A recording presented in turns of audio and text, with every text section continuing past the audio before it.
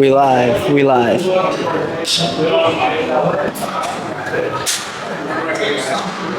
Wait, hold on. You want to bring it down? Yeah, low-key, we have to bring this up. I was about to say it's a little too high for you. Yeah, facts. Okay. Yo, this shit.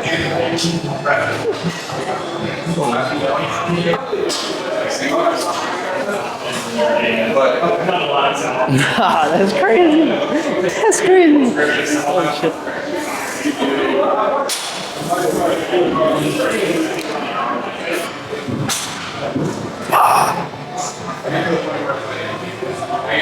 Two, 3, 4,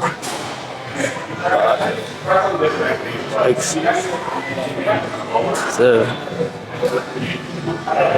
8.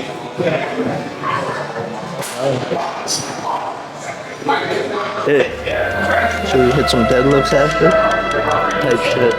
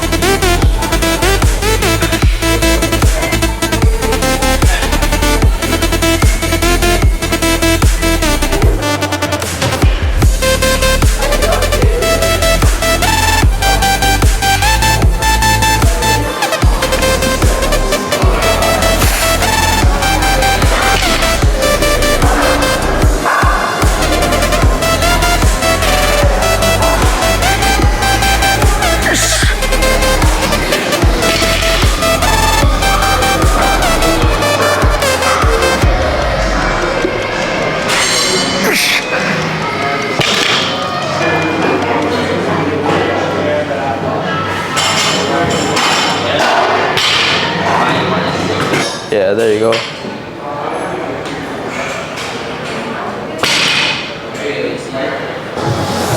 Shit, dude.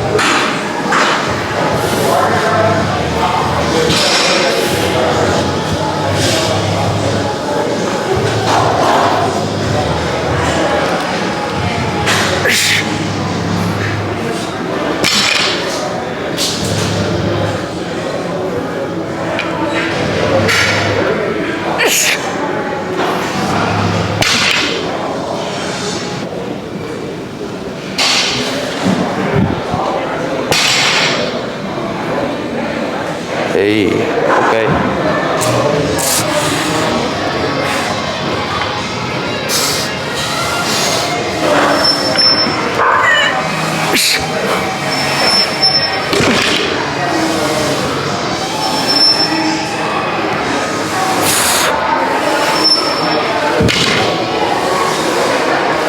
Many of us go through life without a clear sense of purpose or direction. We fall into habits that hold us back and distract us from the things that truly matter. We turn to vices like pornography, drugs, alcohol, and dating apps, seeking a quick fix or a temporary escape from reality. But These vices never bring us true happiness or fulfillment. They only serve to isolate us from ourselves and from others. They hold us back from reaching our full potential and living a life of purpose and meaning. So it's time to make a change. It's time to quit porn, stop smoking weed, stop drinking alcohol, get off dating apps, stop being lazy, and quit procrastinating. It's time to stop the false hope that somehow tomorrow's going to be better. Wishful thinking and isolating ourselves never got us anywhere. Now that we have more space in our lives, we can focus on what truly matters. We can go into the wilderness every month to find ourselves and connect with the natural world. We can focus on having a big vision like retiring our parents or making a positive impact in our community.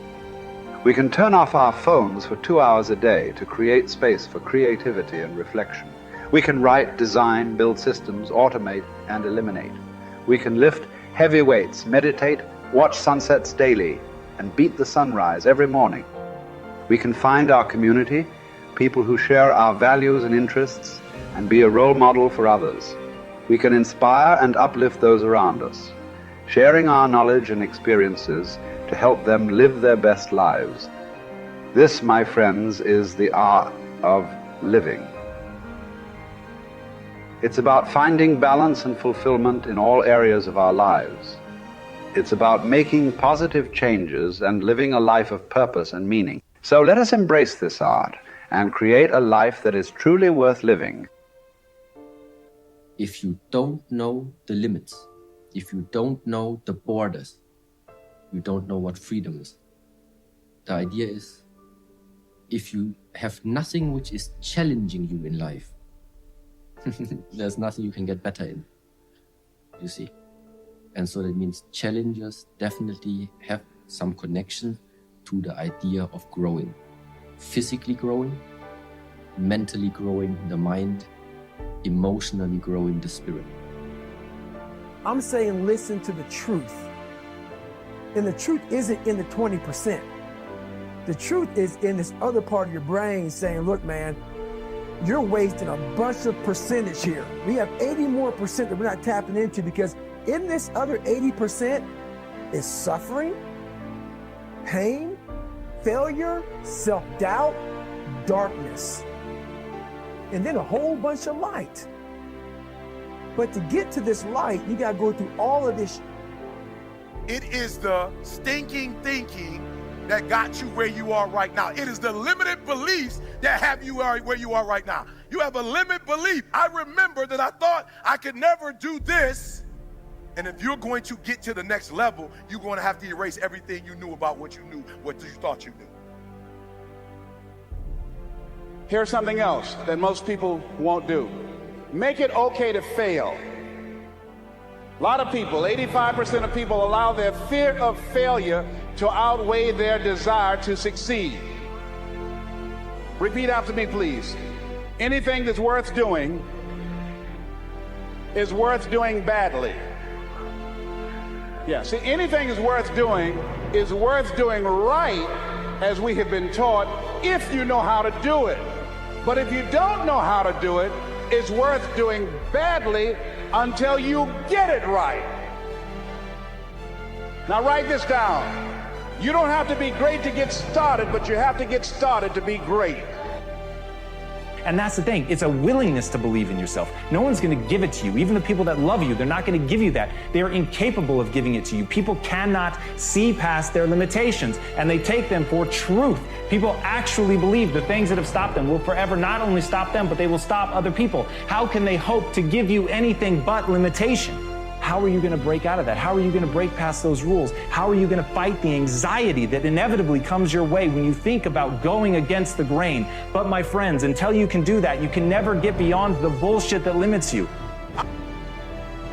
I am giving you permission to be great. I'm giving you permission to be everything you were called to be, to do everything that you're capable of doing, to have everything you're supposed to have. I want you to have a house in California if you want one. I want you to have a house in Florida if you want one.